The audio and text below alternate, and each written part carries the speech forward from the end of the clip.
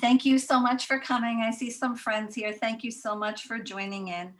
Um, so really there's three stories. There's the story of my mom's story of how she grew up and what happened to her in her youth. And then there's the story of how she came to tell me her story. And then there's the story of how I came to write the book. So right now I'm waiting for my mom to come on. She's having a little technical difficulties. Um, Hillary, maybe we could pause it for a minute and I can give you her number and you can call her and I check have in it with from the email that you sent earlier. So her. Okay. So maybe you could just check in with her. Sure. Her story is a very dramatic and compelling story. It's a story of completely a broken childhood, a real tragedy. It's hard to imagine something greater, and I'll show you some slides later about what she went through. But the story of how she came to tell me her story is really sort of very organic and very natural. And when I was talking to Hillary before this call, she said that a lot of survivors have not been very forthcoming with their children, or the children are afraid to ask.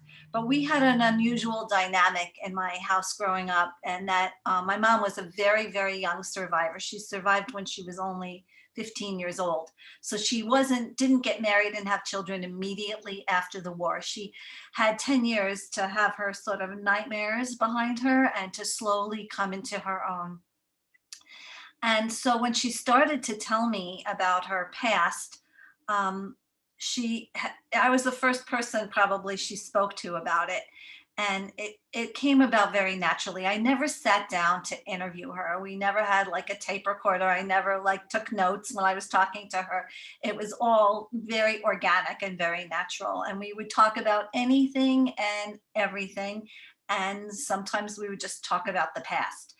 And it started maybe when I was 5, 6 years old, and I didn't want to go to bed at night, and I would come down to the kitchen, and the longer I could keep her talking and telling me anything from her past, or she had all these adventure stories, the later I could stay up. So I became a very good qualitative researcher. I knew how to ask a question and ask follow-up questions. And she had a lot of adventures to tell me. She was a child in Siget, and it was completely different than the Long Island world I was navigating as a kid. It was a Carpathian mountain town surrounded by beautiful mountains, and she had so many adventures. And she grew up in real poverty, but she never considered herself poor. There were always people who were worse off, and they would collect things to bring to them, to the people who really were in need of charity.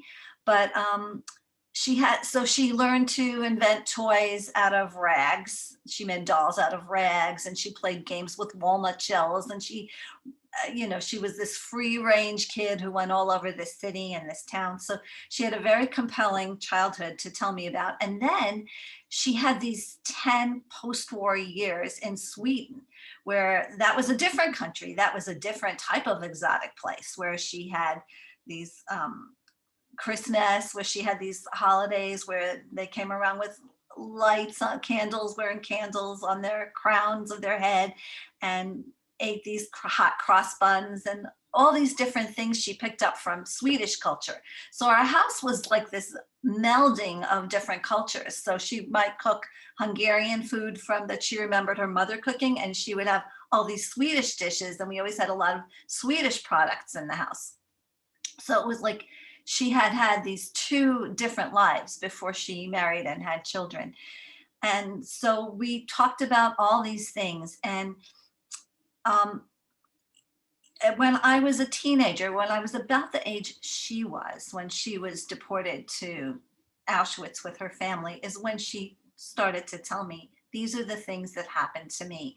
Now, she was, by then, it was probably 25 years after the war. She was in her mid to late 30s when she was telling me these things. So she remembered them very well, but the Holocaust wasn't even a word out there very much. And it was always just the war. And this is what happened to me. And I remember the night sometimes we would talk while she was ironing. I would just watch her. And we were in the basement and she was ironing. And we got to the part where she was telling me about what happened at the end of the war when she was in Bergen-Belsen. And she put down the iron and she leaned forward. She stretched her arms out behind her. And she demonstrated for me, she said, this is how I had to pull bodies, and some of them still had breath in them. They were like skeletons. They were like 90% dead. And I was 50% dead. I was half dead. And I had to pull them into these mass graves. And, that stuck with me. Those kind of stories were not the kind of things that I was reading about or studying in school and high school social studies. So we had this kind of this kind of very dramatic, traumatic, compelling thing at home, but nothing really to compare it to. And no history came close to what she was telling me that she actually experienced on her own skin. Now, she was a teenager, and now she speaks a lot to groups of teenagers, they can relate really well to her because she went through this as a teenager. So later in life, when I spoke to some of my aunts who are also survivors, who were quite a bit older, they were in their 20s or late 20s when they survived, they recounted things a little bit differently. When you're a kid going through it, there's some of these teenagers had a lot of spunk and a lot of resilience. And to me, she was like this girl victor over Hitler because she had many points in her story and her telling where she did things that just were really savvy and smart. She knew how to obey rules, but she also knew when to sort of take, she would say, calculated risks that gave her a slight advantage in whatever situation she was in. Of course, at the end, there was no advantage. So I'm just going to pause for a minute and ask Hillary if she's had any success reaching my mom. Eileen is working with her off camera. Okay. So Okay. we're Okay. going to get her, at the least, we're going to get her on the phone. So she'll be able to dial in via phone. Okay. She's pretty practiced at Zoom, but sometimes we run into these tech difficulties. So that is how I came to slowly get the story. Now, anyone who's a child of survivors who is fortunate enough that their parents actually tell them things, because it's very loaded, right? The child doesn't want to bring their parent back to these really painful, traumatic times. And the parent doesn't want to doesn't want to share necessarily, doesn't want to make their child sad, maybe doesn't want to remember. Sometimes we're hearing now that the survivors are having an easier time telling their grandchildren, or maybe later in life they told their children. But in any event, if these stories do come out, they don't come out usually in a linear fashion, right? Like, I didn't sit down to interview her. I interviewed a lot of other survivors, but I never really interviewed her. So it comes out in these anecdotes. This story happened there, or there's a reminder. Oh, I see scallions in the supermarket. Scallions is what my sister brought me when I had no appetite, and chewing on them gave me an appetite after the war, so I could eat other foods. So there's these little trigger things that remind a survivor of an event, and then a story will come out. But because it doesn't come out linearly, it comes out like all over the place. So like when I was in high school, and I knew my mother was in Bergen-Belsen, but I didn't really know the exact order. And I knew that Anne Frank was in Bergen-Belsen.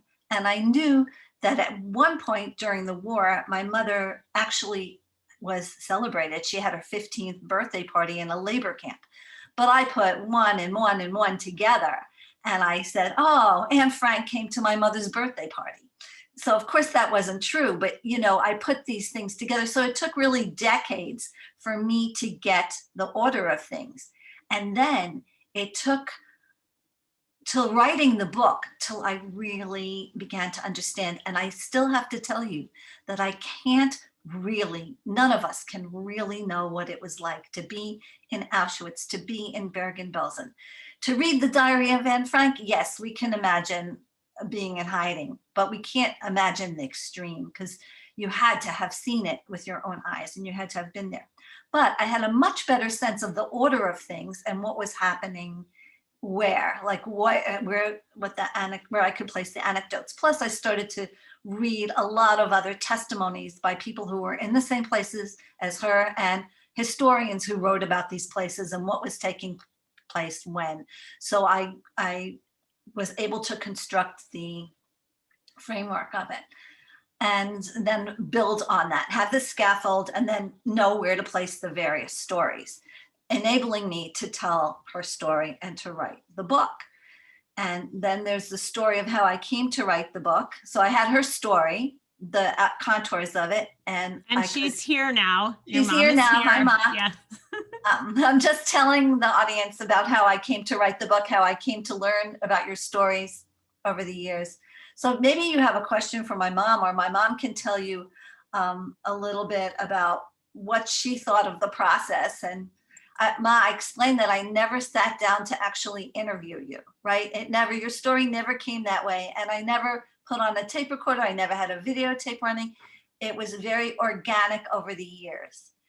But I will just say that when I did set out to write the book, it really didn't sink in, because my mom is such a positive person and she has such a good attitude about things. I didn't really feel the feelings as much and didn't really realize how really hard she had to work as a kid and how rough things were for her and her family in the years leading up to the war and their deportation, and how that was really a struggle.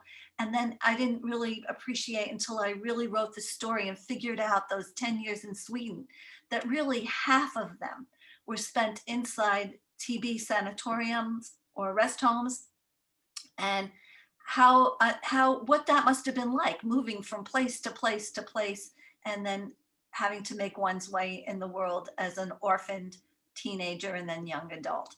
So really writing the story helped me to better get a little closer to understanding a little bit about my mom's experiences. Ruth, we're so excited that we got you on. Thank you, Eileen, for figuring this out for us. We appreciate it. Bernice gave us a little bit of a background about the story. And when we talked previously, I did talk to her a little bit about how other authors that I've interviewed over the course of the last 11 months have struggled a little bit to get their interviewees to share their stories. And Bernice just told us that she didn't really ever sit down and interview you, but what was it like sharing those stories with her? Well, Bernice always asked a lot of questions. When I was 8 years old, when she was 8 years old, she asked me, "Mommy, what did you do when you were 8 years old? And Mommy, what did you do when you were 9 years old and 10 years old?" Then I had to tell her slowly what happened to me all those times. And I didn't want to tell her. I told her age-appropriate answers I gave her, because some of the very sad things I couldn't talk about it. I couldn't talk about my experience in in the concentration camp, Auschwitz and Bergen-Belsen. I couldn't talk about that. But when she was around 14 years old, she really wanted to know the real story. So we were downstairs at the basement one day, and I was in the laundry room doing the ironing. And then she wanted to know, "Mommy, how bad was it?" So I told her that we were surrounded by dead, dying. Everybody was dying in Bergen-Belsen. And I was telling her how I was grabbing the ankles of a dead person and pulling them through the dirt and dust and to the mass grave. And I was doing it with my sister together, because we could still walk. Anybody who could still walk had to drag dead bodies to the mass grave. At first, they were just putting out the dead from the barracks, lining them up next to the wall there, and trucks came around and they threw the dead bodies up like cords of wood. But later on, we had to do those who could still walk, because there were no more trucks coming around. So we had to grab dead bodies because we were surrounded. Bergen-Belsen. Auschwitz was horrible because they murdered most people in the shortest possible time. They murdered most people who came in there, especially from Hungary. We came in such large numbers in from Hungary that the crematorium couldn't take everybody. They took most of the mothers and young children and the elderly right away to the crematoria. I was supposed to go there too, but I don't know, by luck, Mengele saw that I might still have some use of me, I might still have some use, I could work, because the crematorium was working day and night and couldn't take everybody. So they selected a certain amount of young women to use for work, maybe to use them till they die, whatever, work them to death. But anyway, it wasn't easy. I survived. I was first when we arrived in Auschwitz. I don't know how much I can really talk about because everything is in the book. When we arrived to Auschwitz and we came down from the cattle cars, and they told us mothers and small children line up in one row and a young woman in a second row, which meant my sister was already with a young woman. She was 16 years old. And I was 14 years old. So when Mengele said, line up with mothers and children one row, I lined up with my mother. I thought I was still a child. I was 14 years old. But Mengele thought they could still use me for some work. So because the crematory couldn't take everybody, so they were saving me for a while they took all the others to the crematorium. I wonder how you close your eyes at night, and do you go back? Like, I go back many times, especially I have lots of commitments to speak to school children and do other kind of, speaking engagement.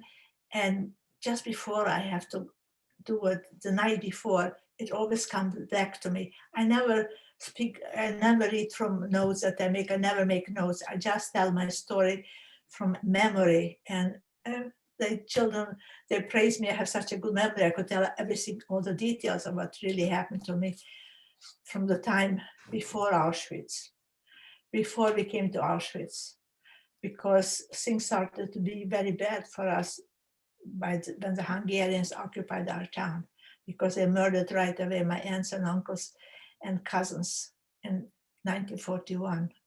So I experienced a lot of sadness and a lot of heartache in my family because they murdered my aunts and uncles and cousins. They took them, beautiful people, they took them to the Ukraine and they lined them up next to a ravine in the woods, and they shot them just because they were born Jews. Beautiful children under 10 years old. My mother. So you do often speak as part of the Holocaust Memorial and Tolerance Center of Nassau County on Long Island in New York. I grew up there, so I know how to say it correctly. What do you hope that the students take away after they hear you talk? What's your wish for them? I wish for them to be kind to each other, speak up when they see something that's not right, and to be resilient, especially in these days when people are suffering because they cannot even get together with family and friends. They have to be resilient and just hope things are going to get better. They have to be strong, because I wouldn't be here if I wouldn't have been strong and have resilience and hope. You have to have hope.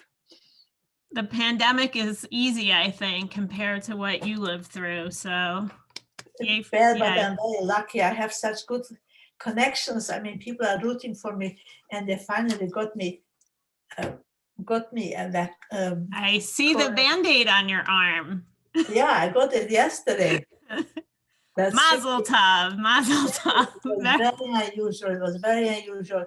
I was supposed to have my friends, my daughters also, they all try and be on the computer continuously try to get vaccine, but they couldn't. But some friends got me a vaccine for February 1st. And also now, of course, that was canceled. And then I got it for February 2nd or 3rd, whatever. And also for February or March 25th and things like that. Friends arranged it. And I was uncomfortable. But guess what? Just 2 days earlier, a friend calls me up and she said, I got you an appointment for Sunday noon from Friday, she calls me up that I got an appointment for Sunday to go to Stony Brook, not to go all the way to the city to to the Jerry Centers. I was very lucky, and very happy that people are. I need the names of those friends. I need to get my mama vaccine here in Illinois. So. Yeah, it's all over so hard to get. Yeah, it is. I just It heard is. in Boston, they got at the, what they call it, at the park there, they were giving out shots. But my daughter, she got an appointment in a month away, and for an hour, 2 months away, and an hour's drive. It's also an hour's drive for me, but this was a very nice ride. Yesterday was a very nice day, and my daughter, who lives here, she took me there. It was a little bit hassle because the way they arranged it for me to get it was very unusual. The guy who got me the appointment, he said that I was working at Stony Brook University, and he gave some other people also appointments like that. And then you have to go through a lot of rough times because from one person going from place to place just because I wasn't legally registered, but I was there already, and it was on the computer. And even though I wasn't legally, have to get it. I mean, anyway, I did get it, so I'm very lucky. And I have an appointment for 3 weeks from today. Good. I'm glad to hear that. Bernice, this book, All the Horrors of War, was not your first book about the Holocaust. You also wrote The Triumph of Wounded Souls, 7 Holocaust Survivors' Lives. What draws you to this topic? Beside the fact that you're the, daughter of a survivor, there's lots of children of survivors who don't write books. I've always been very interested. I mean, what happened? Why am I here? Like, how am I here? And who are my grandparents? And who was this family that's not with us anymore? Like my mother said, her aunts and uncles and cousins. So it's always been like behind a lot of the things I've done. And when I was doing my dissertation at Boston University, it was interesting because the dean and other professors knew that I was the daughter of survivors, and they were the ones who were really encouraging me to do a Holocaust-related dissertation, and that turned into that book. But I didn't ever really want to tackle my family. Those were about 7 Holocaust survivors who were professors in the Boston area, and I'm glad I got them because now most of them are no longer with us. And they each had their own story. And I like that book a lot because it shows the Holocaust taking place in France and Holland and Germany and in Hungary. It's I think a very good resource for people to get into personal stories and find out what happened in different places. And then after I published that as a book, I was thinking of a next writing project. And honestly, I wasn't thinking about writing about my mom. I was really thinking about, it felt very close. I mean, my mom is one thing, like I mentioned before, she was to me she was a teenager and she was always like calculating her risks. And she was, this girl victor over Hitler. But it was very hard for me to write when I had children because I was identifying not with my mom, but with my grandmother. And I couldn't I didn't know my grandmother, but just the thought of her having to go into the gas chamber with her small children, and I had small children, and now even as a grandmother, I look at my grandchildren and I think of my mom's grandmother, and I just your heart just breaks, and I couldn't really get there. But I was interested in my mother's survival. At one point in her story, she couldn't tell me what actually happened because she had fallen unconscious. She told you about dragging the bodies to the mass graves. And then there was an incident that happened where she was very badly beaten up and she fell unconscious, and she could not tell me precisely how she got from the barracks, the dung-infested barracks, which I can't even imagine, it was horrible, to a makeshift hospital, because she comes to consciousness in this makeshift hospital room with a very dramatic story. So I was interested in who took her from point A to point B? How did it happen 3 weeks before the end of the war? And I came upon this unbelievable story of how Bergen-Belsen was turned over to the Allies 3 weeks before the end of the war by Heinrich Himmler, at the same time as he's telling the commandants of Flossenburg and other camps that no inmate is going to be turned over alive. This whole thing is being arranged behind the scenes for this turnover to the British Second Army. And had it not happened then, had it happened 5 days later, I wouldn't be here. My mom wouldn't have survived. My aunts wouldn't have survived. So it was a very critical moment in time. So I started to research the liberation, and I came across this Brigadier Glenn Hughes, who was most prominently associated with it. He masterminded the whole operation. He had the shock of his life coming into this camp. And I was going to set out to write a biography of Glenn Hughes. I did some research. Who was he? Who was this man? What kind of character was he? And the things people were telling me about him, people who knew him, made me really interested in him and his life. I went to London several times in the archives, and I just wanted to uncover his story. And then in the process of writing about Glenn Hughes, colleagues who were writing said, but what about your mother? Like, her story is so interesting. And then I thought, well, could I write this dual biography? And now, if I may, I'll show you some slides that sort of explain it. Okay, so, whoops, let me see. I don't know, can everybody see this slide now? Can everybody see this? So this is the book I wrote, All the Horrors of War. And you can see, I'm just showing you because it's interesting. I had a publisher in the UK and the US at the same time, and I furnished them with the same images, but they came up with completely different titles and book covers. But here's my mom here. She's standing here. This is one of the first pictures we have of her. She's in Arvika Sanatorium. You can see sort of the look in her eyes. Sometimes you'll see pictures of these survivors, like maybe they're in their 20s, they're smiling, it's after the war, and they're starting to rebuild their lives. But here she is, orphaned, very sick in this picture. Even though she has had nourishment by this point, she's very sick with TB. She's in the TB sanatorium in snowy Northwest Sweden. And here's the Brigadier on top. This picture's in a caravan when he was in the Bergen-Belsen camp in the area, working up whatever he was working up, the diets to feed the starved, or how the evacuation was going to take place. And the way I did this, it took me years to figure out how to write this dual biography. But finally, with my editor's encouragement, I landed on telling the story over 1 year, the last year of the war, because that's really when there's a lot of things that happened before this, some flashbacks, but that's very dramatic.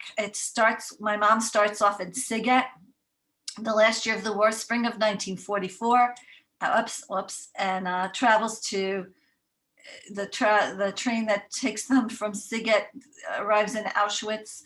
And then in a few months into that year, in the summer, she's taken to this labor camp in Christianstadt. And I describe season by season where she is and where the Brigadier is. She's then on a death march and then on another cattle wagon to Bergen-Belsen. And the Brigadier starts off, this is the Allies, this is a race against time rescue. Will they get there in time? How many tens of thousands of people are dying waiting for the Allies to come, wishing the bombs would drop on the camps and on the railways. And here he is planning for the D-Day invasion, getting ready to cross over. 2 million people here are gathered, soldiers and other medical personnel and the British military and the US allies, and crossover finally here. And then what is the Brigadier thinking about and planning for as he is making his way up through the Normandy, through the landing, and having to evacuate the wounded soldiers and orchestrate and deal with his assistant directors of medical services all the way up through the battles in France, Belgium, finally crossing over the Rhine and breaking through the fortress of Germany, and just how many Allied lives are lost on the way to really rescue my mom, to put it in a very personal way, and all that he goes through until finally the camp is handed over in Bergen-Belsen, and where they converge. My mom had already been there for about 4 weeks and was at death's door. And in March of 1945, that month alone, at least between 17 and 18,000 people died in Bergen-Belsen. It was the norm. It was the largest dumping ground of all the camps at the end of the war. So the Allies were trying to march the prisoners. My mom was from Christianstadt. All these prisoners who were in camps around here were marched, and deposited. The largest place where they were deposited was Bergen-Belsen, with no food, no provisions, no housing, hardly anything. So it starts off in my mom and Siget, and this is an old picture. This was from before my mom was even born, of the town of Siget. But you can see here it's surrounded by mountains. I visited it before the pandemic, and I'm so glad I did, because even though all the street names had changed, it was, the mountains didn't move, and my mom's stories didn't change, and I could kind of figure out where she lived and where she hiked, and it was really the ideal size for a kid to wander all through this city, which she was very familiar with. And like I said, she was this free-range kid who she worked for her grandmother's butcher business and had to deliver orders to people all around this town. And here's where it's located. It's in an area called Transylvania. It's up here, and it's on the border of, well, here you could see it over here. Siget's on the border of the Ukraine, Slovakia. When Hungary took over, Hungary moved and took over this whole region. So she had this crazy kind of experience as a child of going to school from ages 1 to 10, and the school was a Romanian school, and then it became Hungarian when the Hungarians came in, and everything changed, which I describe a lot in the book.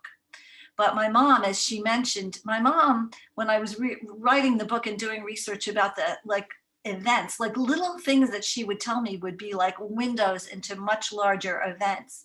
And she was really in the Holocaust from the beginning, even though Hungarian Jews were not deported till very late in the war.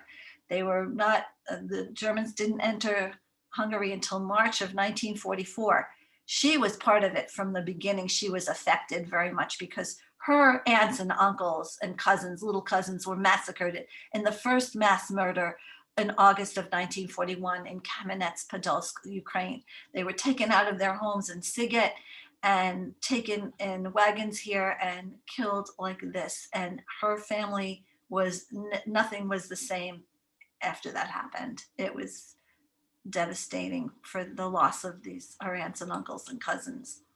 And then the last part of the war, I'm skipping over the labor camp, the death march, I'm skipping over Auschwitz, I'm skipping over all of that, and just bookending it and telling you what happened in the beginning to her and her family, and then the end.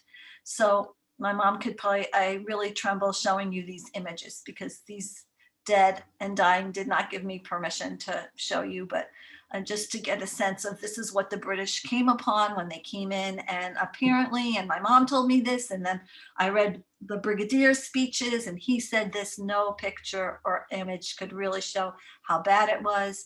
But you can see how the SS are pressed into service to bury the corpses. And my mom can tell you about why I have this picture here with a woman with a square cut out of her coat and back. And this is the tent city that the British light field ambulance set up. They came in and they pitched a bunch of tents to get people out of the huts because it was so overcrowded there, and they couldn't get to the sick people to even give them a sip of water. They couldn't get to those who couldn't move. So anyone who was ambulatory had to go into the tents. And here's Rabbi Hardman, who is saying a prayer over the dead and heartbroken at how they have to be buried in these mass burials even after the liberation because of the risk of disease. And my mom can also tell you, she can relate very much to this picture of these women who are trying to cook something. And here's another picture of Bergen-Belsen upon the liberation. And this is just, I just thought I would show you This is a very small sampling, but it shows you the bigger picture of what was going on during the Holocaust, which is, this is just the birth year of Belsen survivors from Siget who arrived in Sweden. Now, there was about 12,000 people living in Siget, maybe 13,000 at the time of the deportation. And very few survived Auschwitz. Probably 90% were killed upon arrival. And then we have about 174 who wound up in Bergen-Belsen, who were then taken to Sweden at the end of the war by the Swedish Red Cross, because the Swedish government was on this humanitarian mission. They were going to take in about 7,000 of the very sick survivors, and their intention was to put them on their feet. And this was the year my mother was born, 1929, in the red. So this is about 174 of people who are actually from her hometown who arrived in Sweden, who survived Bergen-Belsen. And you can see that she's one of the youngest. And you can see there's like one person who's like maybe 50 something years old, a couple of people in their 40s, and then some in their 30s, but most of the people who survived, this is really gives you an indication of what the Nazis did, because they were really looking for young, strong people as slave laborers. Those are the only ones who could kind of squeak through, unless you were like a hidden child, which was very exceptional. But these were the ones who were squeaking through, were mostly in their 20s. So I had an aunt who was 1 year older than my mom, her sister. I had another aunt who was born in 1924. And I had two aunts, I think, who were born in 1918. But my mom was one of the youngest. There's only really a handful of people who were younger than her. And she knows them all. And then at the end of my book, I tell what happens to my mom, her story. This is, on the upper right, is the very first photograph that we have. One of the saddest things is that we don't have a single photograph of anyone in her family from before the war, nothing. This was, and I blew this up from a larger picture, and you can still see the black and blue under her eyes and the vacant look in her eyes. And here she is in a school, makeshift TB quarantine area school, where they took some of the sick children, young teenagers who came to Sweden. And then here she is as a young lady in Sweden with her sister. And then here's my father, who's a whole other story. He was in a displaced persons camp in this picture. And there's their wedding photo. And here's my mom now, speaking to groups. And this is the brigadier at the time. And you can see in his eyes the seriousness of his task ahead. And it affected him the rest of his life. And he was a sportsman. He was a rugby player and a golfer. But this experience of liberating Bergen-Belsen was a watershed in his life. In fact, the hospital, the makeshift hospital they set up in the premises, they named the survivors who worked closely with him, named it the Glenn Hughes Hospital. And that's another whole chapter in this story, because he was enormously proud that 2,000 babies were born in the Glenn Hughes Hospital in the years after the war. It was the largest baby boom in history. And that speaks to the resilience of the survivors. So, yeah, so I wanted just to show you some slides, and maybe my mom has something to say about some of the images we saw, or maybe you have questions. Ruth, I was wondering how you feel when, your daughter shares, this difficult story. I'm very proud of her. I think she worked very hard. She worked 15 years on this book. I mean, she had a full-time job, and she had the children, her husband, to take care of. And she worked every night till 2, 3 o'clock in the morning or 4 o'clock, because she did a lot of research. She's very good at doing research, and everything she wrote in the book is all very true. And as far as I was always ready to answer her any question while she was writing the book, but I didn't correct everything that she sent me the manuscripts all the time, chapter after chapter. I thought she did a beautiful job, and she did everything very nicely, very correctly. Little things I didn't correct. I mean, they were very little, so I thought nobody would know the difference anyway. It's nice to have that support. So I want to open it up to the audience and see if we have any questions from the audience. And if you can just maybe raise your hand and we will call on you if you have a question. That would require you to actually turn your video on. So are there any questions from the audience? If not, I have a few more. Go. So Bernice, you did all your research on Hughes via his writings. Did you get to interview anybody who may have worked with him or his family? Yeah, so looking back on it, I think I was kind of crazy because I don't know who does this kind of thing, but I discovered him, and the first people I interviewed this man, Menachem Rosenstaft, who is one of the children who was born in Bergen-Belsen, whose parents were very good friends with him. And he really encouraged me to write about Hughes. He said he was a fascinating figure. I asked Elie Wiesel, he was a professor at Boston University when I was working there, and he knew Glenn Hughes and he thought it was a great project. And some survivors who knew Glenn Hughes told me great things about him. And he was just a great champion of the Jewish people, the state of Israel. His entire life, it was the watershed high point of his life.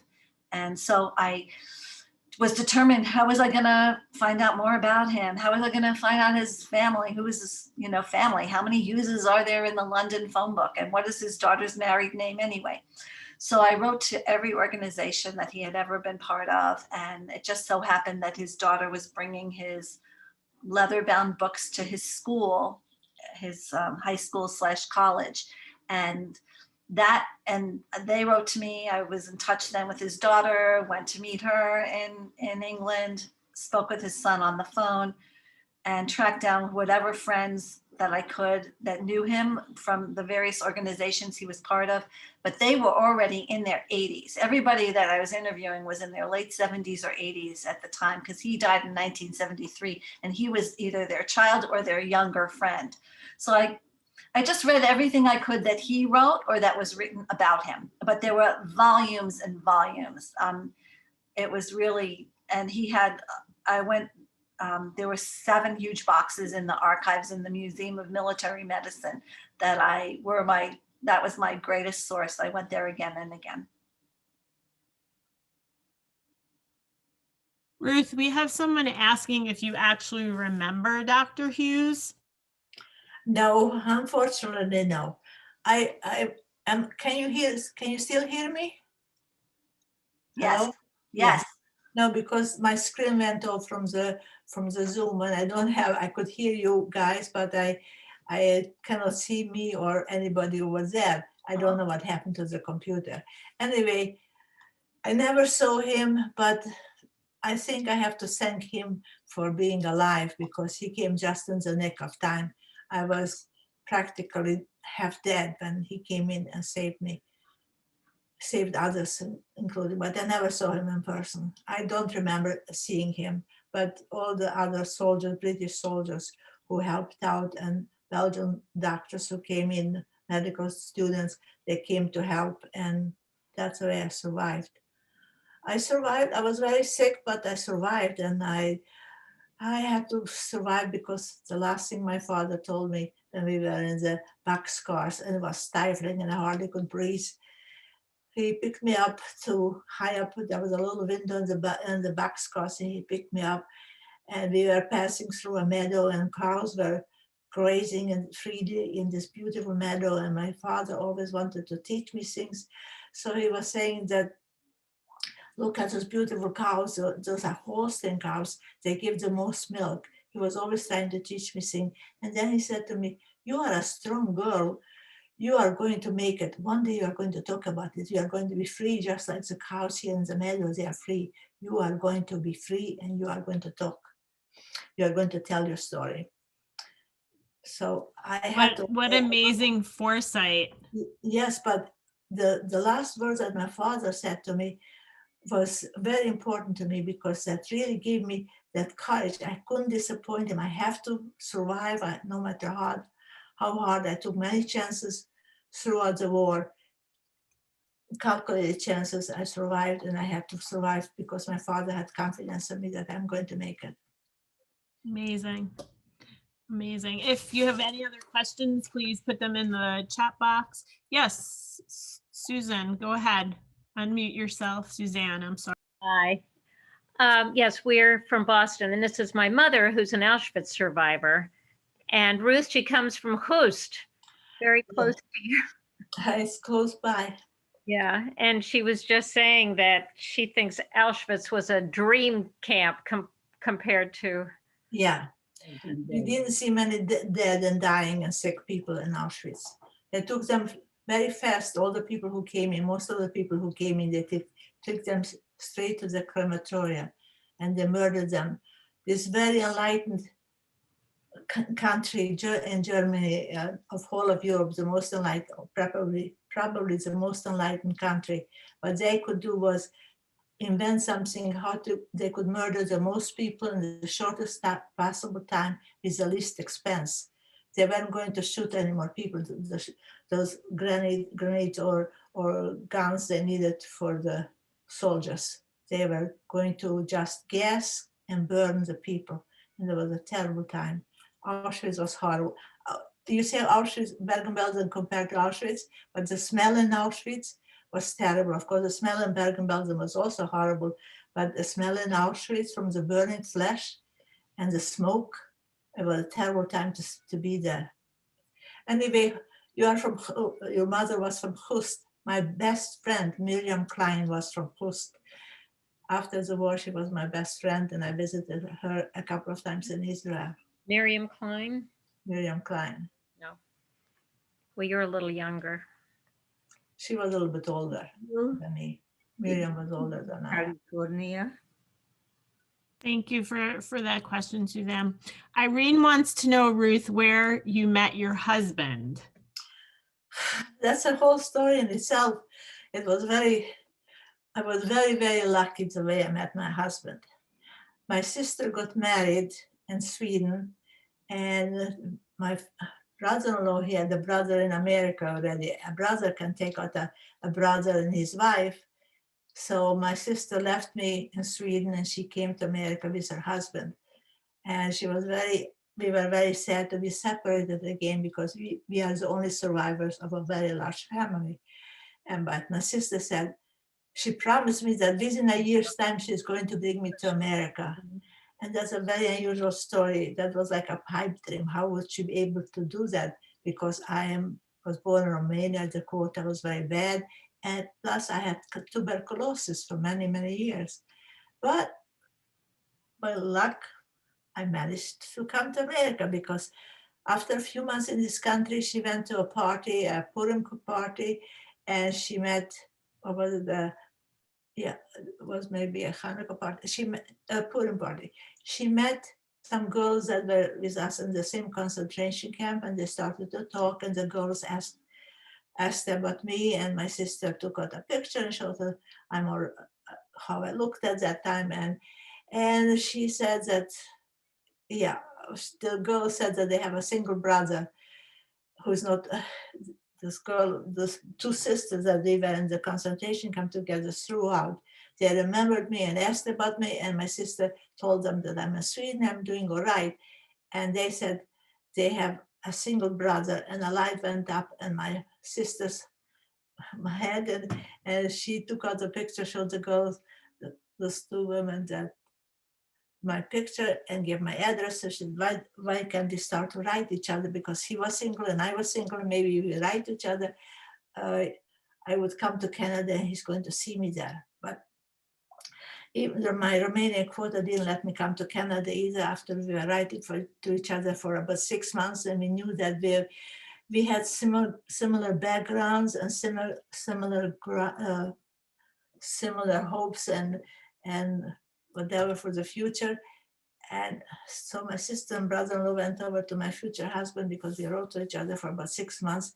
And they said, listen, you are here already 5 years, you're an American citizen. you work very hard. You never took a vacation. Why don't you go to Sweden and marry her there? And that's what he did. He came to Sweden and married me in December of 1954.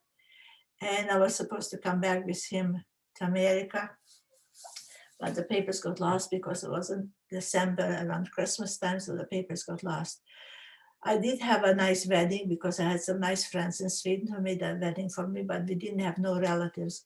My sister was already here, and my husband, future husband, he had all his siblings here. Luckily, he was one survivor.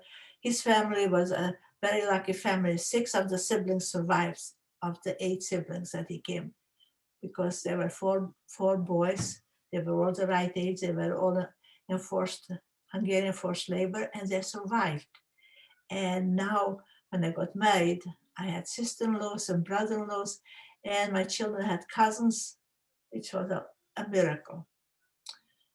Yeah, that's why he took me. This way I came to America. I couldn't come right away with him, and he had to come back because he had work to do.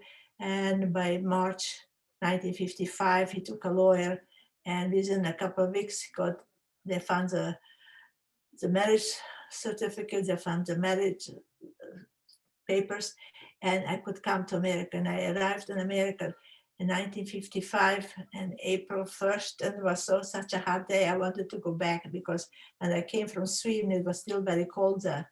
So I had on a wool suit, a wool polo shirt, high neck polo shirt, and wool-lined boots, and a wool coat and a wool hat, and I take off everything. I'm still very hot because nobody had air conditioning, not even a fan at that time. And it was a very hot day here in April of 1955.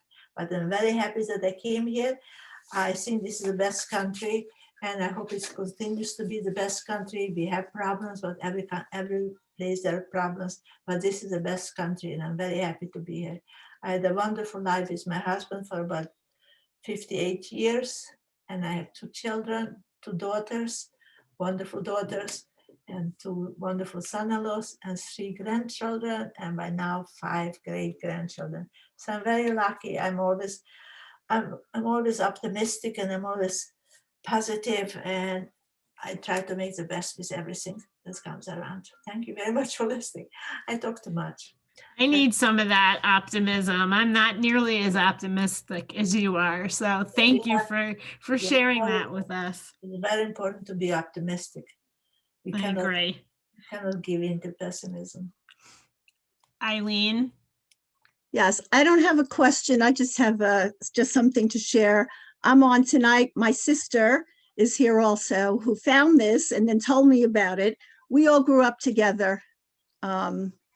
So Bernice is one of my childhood friends, and it's so great listening. And certainly Mrs. Mermelstein, hello, it's great to see you, and what a pleasure. And this is a wonderful family, and I'm just so happy we all got to hear their story. Like I said, I know Bernice pretty much my whole life, and my sister and I and Bernice's sister, and we all grew up together in East Meadow, North Belmore, and how great to hear the story and share with everybody.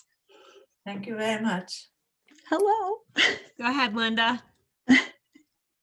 And I will just add on to that you are both, but your story, Mrs. Mermelstein, is an inspiration to us all, how you survived and what you went through, and that you can be so positive and optimistic. You are an inspiration to us all, and your story is wonderful. It's so important now more than ever that you share your story, and Bernice, through your book, as you know, survivors are getting older, and in today's world, it is so important that your story be shared with people, and make sure everybody doesn't forget what happened and knows what happened. And by you sharing it is just a wonderful thing, and you're an inspiration to us all, really. And Bernice, for you to document it with love and caring in the way you do is my hat's off to both of you, really. Yay. Thank you very much. Thank you, Linda. I do have one more question, 2 more questions, I lied. Bernice, what's the most important thing you want people to take away from this book? I think not to really. I think I learned a lot from my mom, of course, but also from studying the life of the brigadier and why was this guy who came from British officialdom, which was so anti-Semitic, why was he so empathetic and caring about the survivors? And I think the message is not to look at somebody as the stranger, as the other, but to really feel compassion for your fellow human being. They might look, these people looked in terrible condition.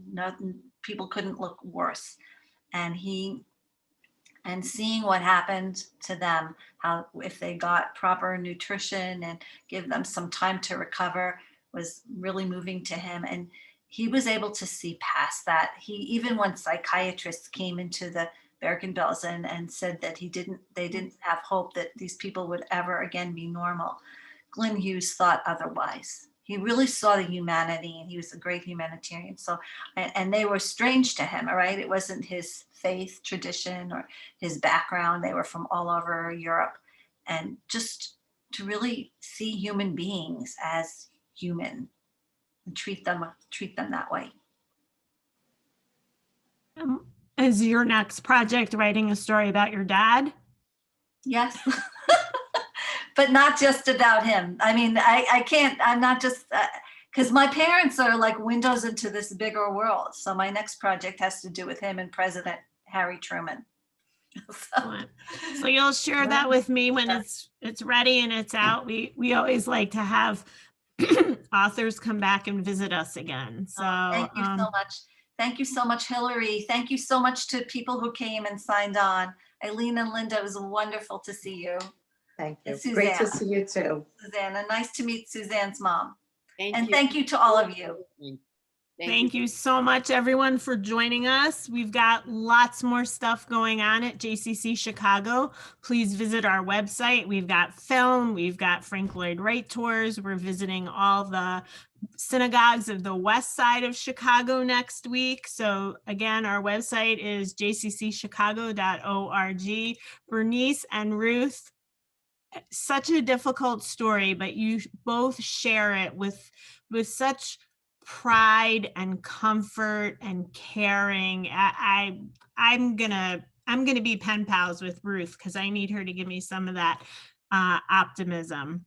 So thank you both again for joining us. Everyone, we wish you continued good health, stay warm. I know on the East Coast, you're getting the storm that we had over the weekend, so have fun.